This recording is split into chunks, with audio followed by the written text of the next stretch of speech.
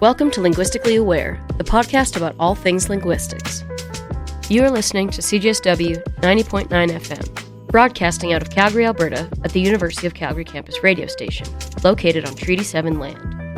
I would like to take this opportunity to acknowledge the traditional territories of the people of the Treaty 7 region in southern Alberta, which includes the Blackfoot Confederacy, comprising the Siksika, Piikani, and Kainai First Nations, the Tsuut'ina First Nation, and the Stoney Nakoda, including the Chiniki, Bearspaw, and Goodstoney First Nations. The City of Calgary is also home to Métis Nation of Alberta, Districts 5 and 6. My name is Brooklyn Shepard, and I'm a PhD student in linguistics at the University of Calgary. In this conversation-based podcast, I sit down with linguists, or language experts, to talk about the ways language and linguistics interacts with our daily lives. In this episode, I sit down with Francisco, a current PhD student in syntax here at U of C, to talk about his research on time expressions. Time expressions, for example, in a sentence like, I slept for 8 hours, the for 8 hours is a time expression telling us the duration of the event. Francisco explains to us not only what time expressions are more generally and how they behave in a bunch of languages, but also discusses why these expressions and this research is really interesting to our understanding of language and the world more generally. Let's listen to what Francisco has to share.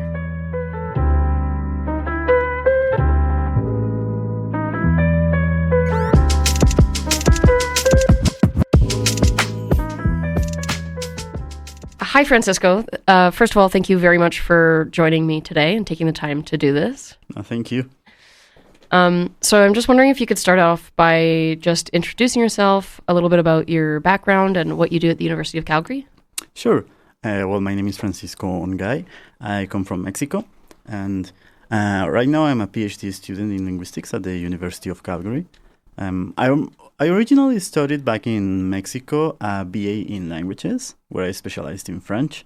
So it was more like, the idea was more like to become a French translator or a French teacher.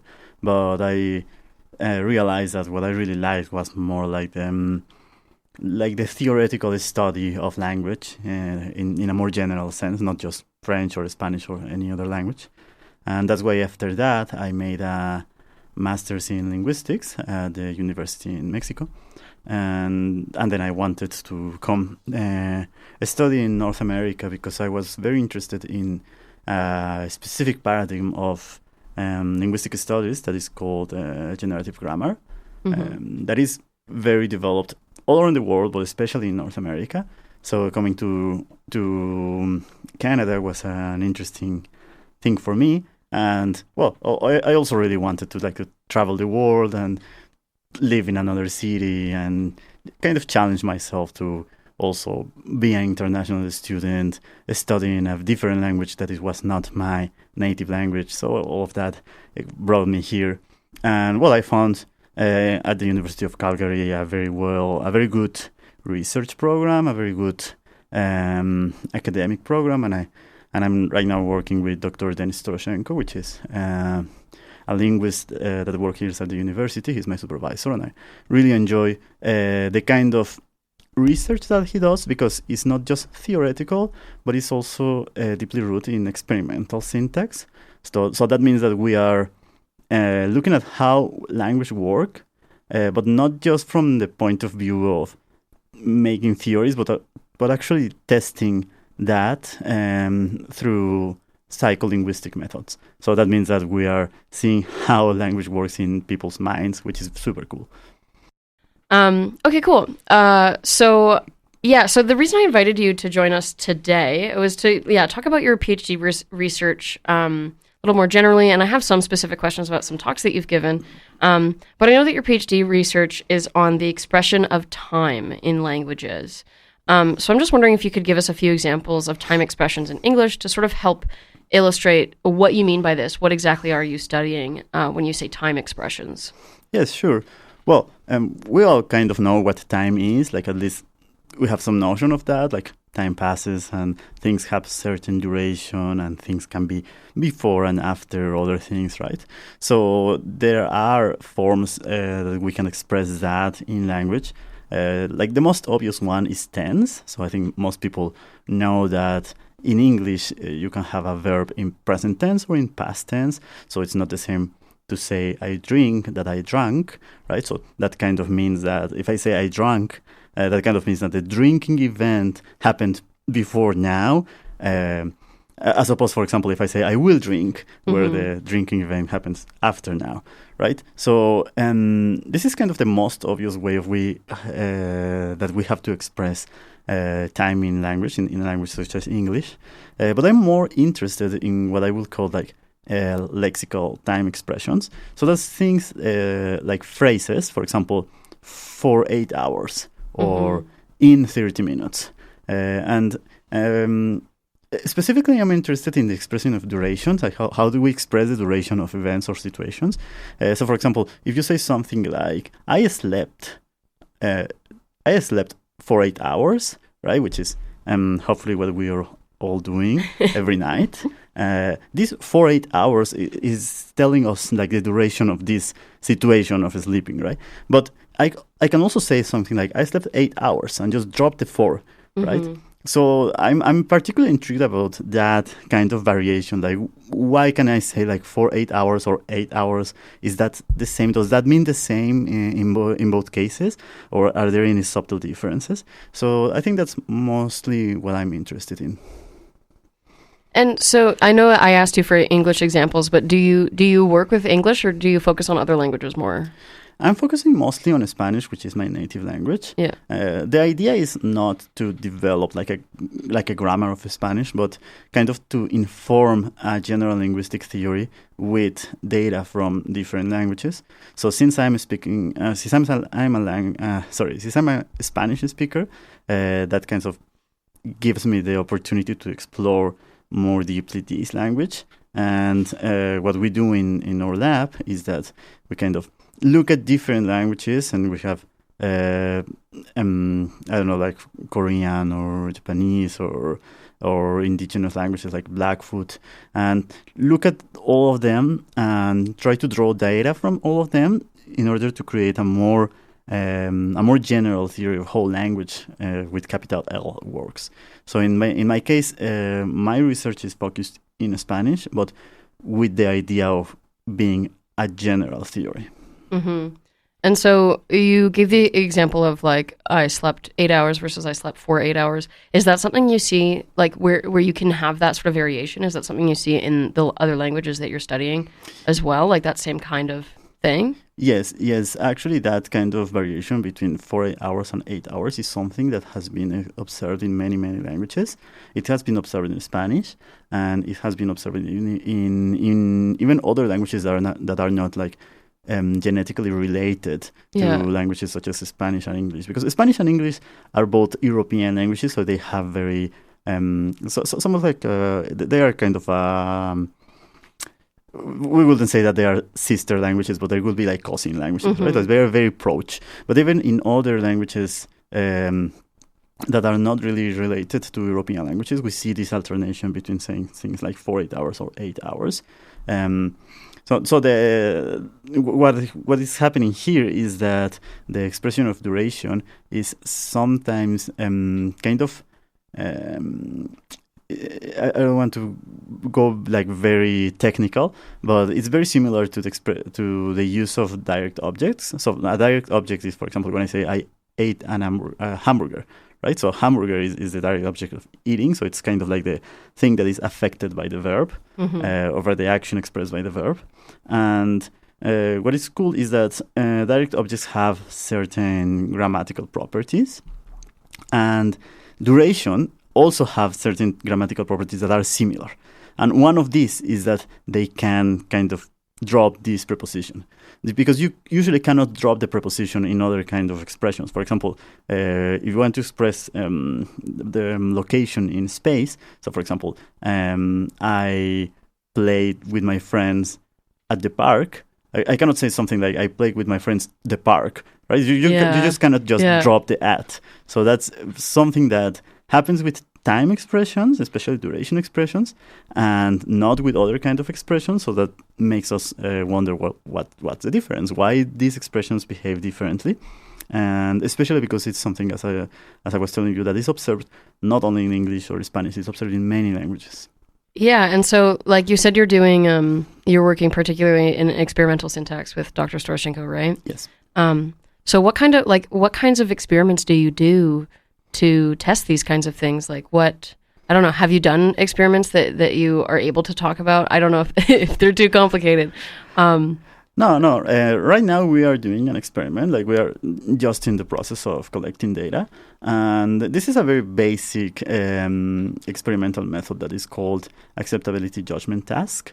So an acceptability judgment task is when you present a speaker with a certain linguistic structure, for example, a sentence, and then you ask them to judge this sentence according to their intuitions. Because we are interested not so much in the conscious knowledge that we have about language, like, for example, what you will learn at school, but about our intuitions as speakers. Like, we as speakers, we know a lot about our own language. Sometimes we don't realize how much we know about our language, our own language, sorry. But think about it this way. If I say something like, for example, I am not an English native speaker, so you probably kind of notice when I make mistakes. So, for example, if I said something like, "Oh, my friend like chocolate," right? My friend like chocolate. You could probably really realize very quickly that I should have said likes instead of like, right? And if I ask you, well, maybe not you because you're a linguist, but if I ask any person like to explain me why, some people will say like, because that's how it works, right? And we have like this subconscious knowledge about our language, about the rules of our language.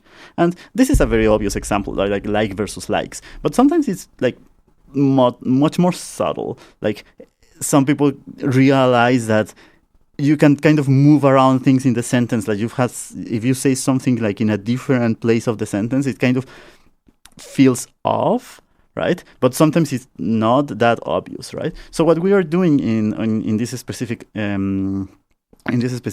experiment is that we present people with different sentences that we are manipulating. Like, we are changing little things of these sentences because we want to look, for example, oh, what happened if I drop the preposition? Will people judge the sentence the same? And is that correlated with something different? Like, for example, if we drop the preposition with a duration phrase, they will probably accept it. But if I drop the preposition with a more specific duration phrase, like, for example, the difference between I slept for 8 hours before versus I slept for the 8 hours of the, I don't know, the discourse or whatever, right? Or for the whole 8 hours, like making this more specific. Yeah. Will people still accept dropping the preposition, or they will feel that they need the preposition there? So those are the kind of questions that we ask. And then we just manipulate sentences. We put a bunch of sentences and we ask people just to judge them. And we also measure like the time they take to do it. So we use a computer software where they have to press a button from, well, they actually have like a scale. So from 1 to 7, they have to press the number according to how they will judge the sentence. So, for example, 1 means this sentence is completely off. 7 means this sentence is perfectly good. But then we also measure how long they take to make that decision. So we ask them to do it as quickly as possible, but still paying attention. And then we realize that, oh, look, with these things, they are taking longer to decide, so it's probably taking more like processing, like or it's more difficult, and that's also giving us some information. So that's kind of the experiment that we are doing now. Although there are other experiments, like, for example, there's like a self-paced reading. That means that like you press a button and then word appears in the screen, and then when you press the button again, the next word appears, and then when you press the button again, the next word appears, and so you are reading. Not you have to kind of press the button in order to continue reading. And sometimes when speakers like find a part in the sentence that is especially difficult to process, they will take more time to press the button, right? So we measure that, and we use like some statistical analysis to say, oh, look, this part of the sentence is specifically difficult for speakers to process, and then we kind of speculate as why, and we obviously draw from theories to say like, oh, this might be because, I don't know, because this is because we would expect people to interpret this as something, and then it was suddenly changed, right? So yes, that's the kind of experiments that we do.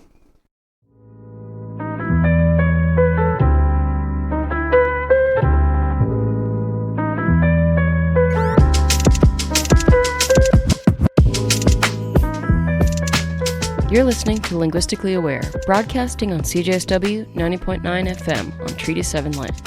Listen to this episode or any other episode of Linguistically Aware in full at cjsw.com or Apple Podcasts. Just search Linguistically Aware. If you'd like to learn more about linguistics at the University of Calgary, be sure to visit our website, calgarylinguistics.ca.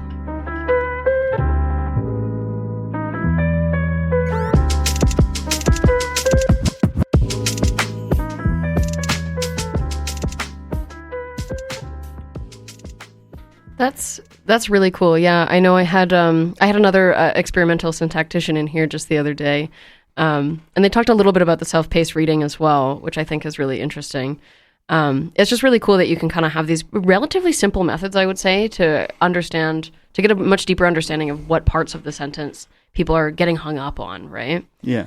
Now, so you've talked a lot about prepositions, so like 4, 8 hours. So the 4 there would be the preposition. Yes, exactly. Now, I'm wondering, it kind of makes me think of your talk. I know you gave a talk recently at UFC about the grammaticalization of the Spanish verb hacer, right? Yes, exactly. But this I know, like, I mean, I'm not a huge Spanish speaker. I know a little bit, but hacer, as far as I know, is not a preposition. Yes, exactly. Yeah. Right. So I'm just wondering if you could tell us a little bit about what this project was looking at and what inspired you to do this. Yes, sure. Well, this is actually a very cool project that I have been doing for a while. Yes, hacer, like if you have some knowledge of Spanish, you could probably realize that hacer is actually a verb, right? So it will translate in English or to English as to make or to do, right? Depending on the context. But we use this verb in time expressions to talk about like what we call time distance. So, for example, like when I say something like, I came to Calgary 2 years ago, right, in English, this 2 years ago is a time distance expression because it's expressing like the temporal distance since I came to Calgary to this moment, right, which is 2 years. So in Spanish, what we say is something like, vine a Calgary hace 2 años, which literally translates to, I came to Calgary, it makes 2 years. So we're using this verb hacer, or to make, to express this temporal distance. But the interesting thing is that temporal distance in many languages is actually expressed through prepositions, not through verbs. So even in English, some people analyze ago as a kind of postponed preposition or postposition, if you will. So when I started looking at these expressions in Spanish, I was wondering like, well, why are we using a verb here when in many languages we would use a preposition, right? And then I started to realize that it's because this verb is kind of like becoming a preposition. And some scholars have actually proposed that it is a preposition. It's just that like originally it was a verb and then it became a preposition. And that wouldn't be like that weird. It feels like weird to say it, but we all know that language changes over time, right? So like if language didn't change, we would speak like Shakespeare all the time, right? Like, but we don't, because language just changes. It's like a natural evolution of languages, and it's something that happens. And something that can happen is that a word that belongs to a category can become another kind of word. And this is basically the idea of grammaticalization. Grammaticalization is the idea that some words that are that have a more lexical meaning. So when I'm saying that a word has lexical meaning, that means that it kind of refers to things in the world. So, for example, cat or dog or pizza are words that refer to things in the world. We can think about them. Like, it's kind of words that point to things in the world. Where we have also words like for, at, and, the, that don't really refer to things in the world, but they kind of are used like to glue like the different parts of the sentence to make them have meaning, and we call those words grammatical or functional words. So it is very common, like a common historical source of grammatical words are lexical words that become grammaticalized. So in this study, what I was claiming, or what I claim, is that the verb here, hacer, is being grammaticalized, and so it's becoming something like a preposition. Interesting. So is that like, I mean, it makes sense. So if it's behaving like it's behaving like a preposition, it's doing all these things that make it look like a preposition. But when you say it's becoming a preposition, is it still a verb, or does it like, and is that something like, is that part of grammaticalization? Is that this word now changes completely to another category, or can you use them in both situations now? You know what I mean? Like, asado was like originally a verb. Can you still use it as its regular verb, but then it can also sort of be used as a preposition? Yes, exactly. Like something that is something that actually happens very often. That we kind of keep both of them. Like we keep the verb and we use it as a verb, and then we also have the preposition that comes from the verb, but we use it as a preposition. And it's actually like something that is not necessarily going to have the same characteristics. So, for example, as we know, verbs change according to the person or the tense. So, for example, like what I was telling you before, like you can say like or likes, or liked, right? But prepositions don't. Like prepositions usually they have just one single fixed form, and we cannot change them. And that is something that I was looking at in this project, and that is where the experimental part of the work comes in, because I was, for example, I presented in an acceptability judgment task sentences where I would change the tense of the verb and see if people would accept that. Because in theory they should, because it's a verb, so it shouldn't be weird to change the tense. But when we use it in these time expressions, since people are using it as a preposition, they feel less comfortable with us changing the tense, right? So we can see that when used as a grammatical word, we cannot change the tense, we cannot conjugate the verb. When used as a verb, we can do it without any problem, because it is a verb. So we can have like both at the same time. Okay, yeah. So was there anything that like that's really interesting that's what you found. So you found that you can't change the tense on this thing that used to just be a verb, but we think maybe it's starting to turn into not just a verb. And so when it's used not as a verb, then that's when you can't change the tense, correct? Exactly.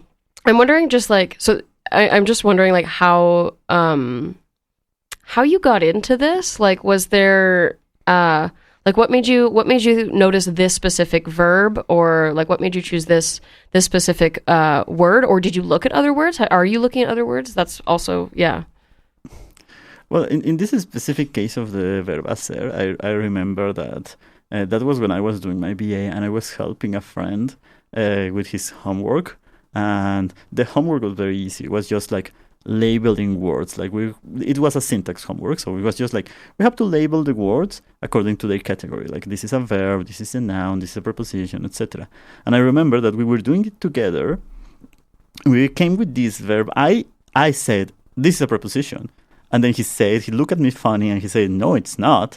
And then I just look at the sentence and I say, you're right, it's not. But why did I feel it was a preposition? It was like kind of like an intuition, right? Like it was like a gut feeling. Yeah. Like this should be a preposition because it's behaving like a preposition, right? And so that idea kind of started like living rent free on my head, and I was like just so obsessed I couldn't sleep. I was like, but why I thought that was a preposition, and when it clearly it's a verb and it's actually a very common verb. Like it's like one of the very first verbs that you would learn when you learn Spanish, for example. Like it's like it's a very common verb, and why I thought it was a preposition. So I started looking at it. Like I started like digging in the literature to see what people had said about it. I found a book about prepositions, and the author explicitly said this is not a preposition. And I was like, okay, so if the author of this book has the need of saying that this is not a preposition, is because some people believe it's a preposition, right? So it's like, otherwise, why would you have to say it? Like there would be any, for example, if I wrote an English, a book about English words, and I said that, I don't know, that love is not a preposition, like it would be like, why are you saying that? It doesn't really... Nobody would believe that love is a preposition, like after one course of grammar, right? Because we know that love, it can be a verb or it can be a noun, but it cannot be a preposition, right? So the fact that the author of this book wanted to say, like explicitly, hacer is not a preposition, made me wonder, like, maybe it is. Like, why not, right? Why not? Let's take this as a hypothesis and let's test it. And that's how I came to this specific topic. And so when this book that you found that said that, was this some sort of like grammar book? Like was it more prescriptive kind of grammar? Like this wasn't a linguistics textbook, was it? Or was it? Well, it was a book mostly, yes, it was more like a prescriptive grammar book. So in linguistics, we kind of have this two-way ways of looking at grammar, like prescriptive grammar and descriptive grammar. So prescriptive grammar is more like what you learn in school when they say, you shouldn't, I don't know, end a sentence with a preposition, or you shouldn't split the infinitive, or that kind of stuff that they say that you should or should not do, and then people still do it, right? Yeah. So that's kind of prescriptive because they are telling you like how you should talk in order to be like more, I don't know, to have a more professional speech, right? Whereas descriptive grammar is more like a scientific endeavor where we are like as scientists, we want to see how the world works, right? So it's like, for example, if I am a biologist, I'm not going to say, cats shouldn't walk in 4 feet because whatever, right? I'm not going to say what cats should or should not do. I'm going to actually observe what they do and then describe it and then try to explain it using my science, right? So descriptive linguistics is more like that. So yes, this book was more prescriptive. Like, and I have to say this, I'm not against prescriptivism because prescriptivism has its place in the world. So for example, this book was aimed especially towards translators.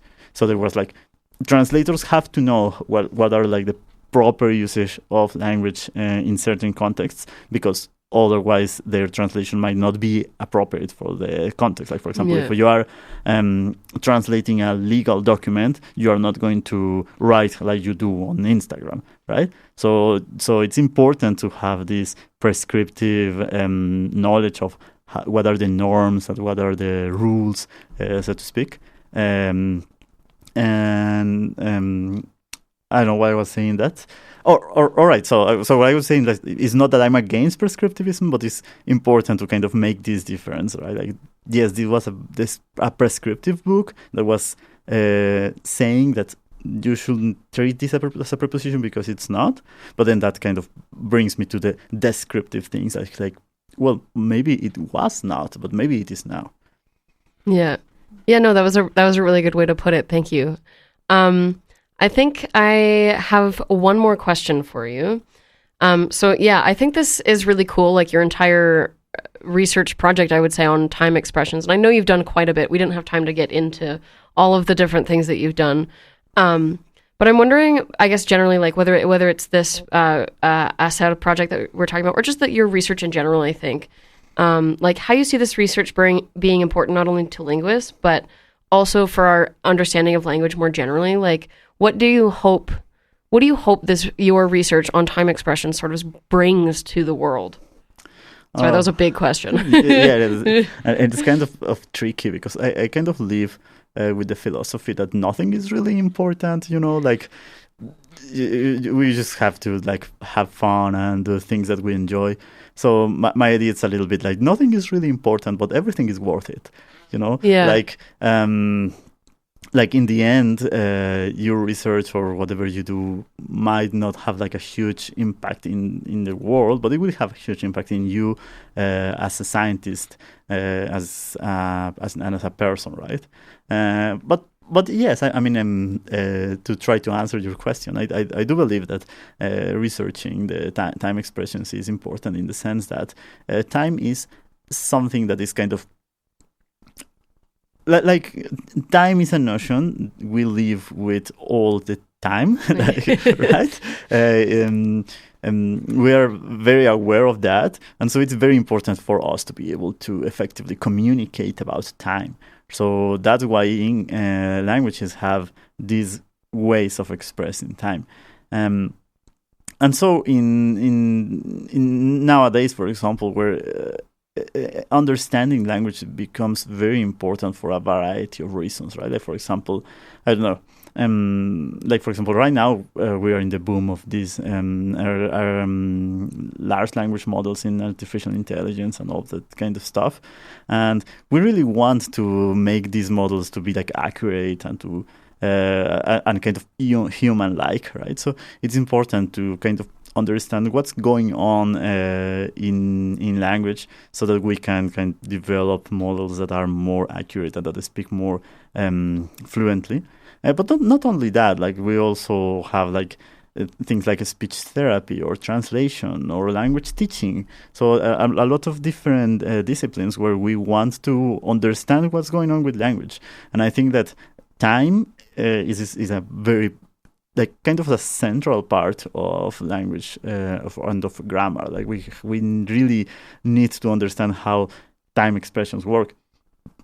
And as I was telling you at the beginning, like most people when we think about time in language, we think about, oh yes, like the verb can be in past or future tense, right? But these other parts of grammar that are also referred to time, for example, like these time expressions like duration expressions or of time distance expressions or other kind of expressions like, for example, frequency or localization in time, those are actually not very well described yet. So people like scholars have centered their attention mostly on what some people would call like the expression of time in the realm of the verb, yeah. Right? Like so how the verb changes depending of not only tense but also what we call aspect, which is it's a technical term that refers to like the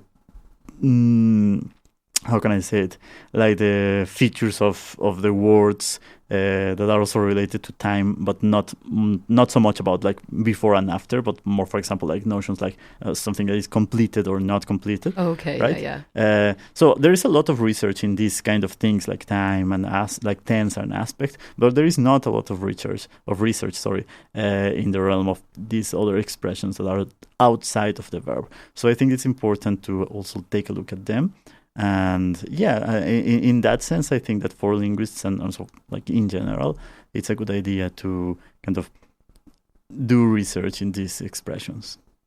Yeah, thank you. That was really well said. And I must say, I do agree with even your first part where you're like, yeah, like we just have to do things for like just because it's fun, because it's something we enjoy. Like, I don't know. I'm also doing a PhD in linguistics, and it's not necessarily like it's not always because yes, I hope my research has like some impact on someone at least. But you're right, that person could very well just be me.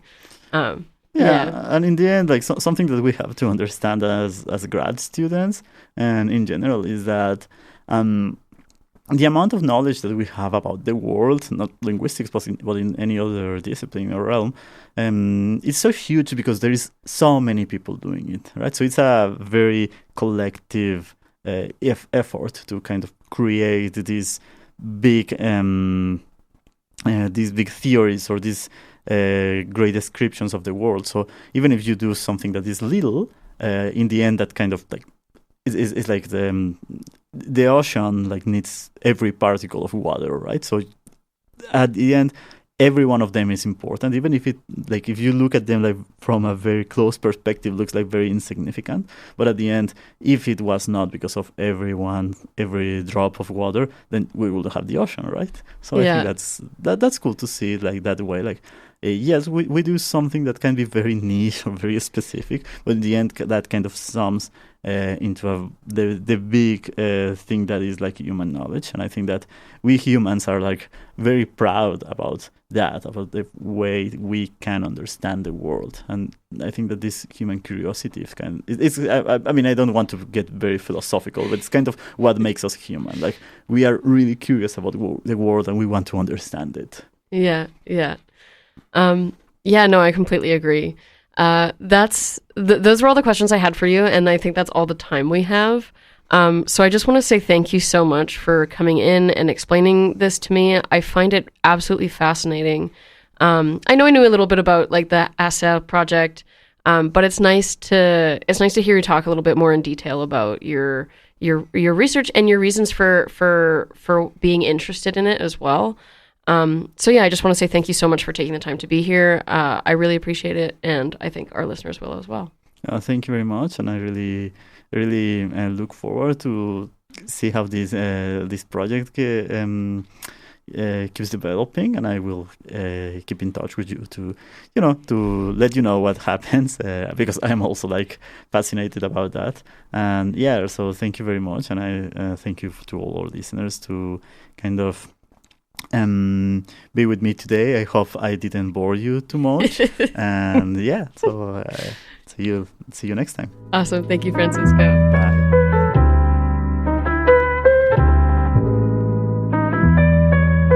Thanks for tuning in to this episode of Linguistically Aware. We hope you enjoyed our deep dive into the fascinating world of linguistics. If you'd like to learn more about linguistics, please visit our website, calgarylinguistics.ca. Until next time, keep exploring the beauty of language.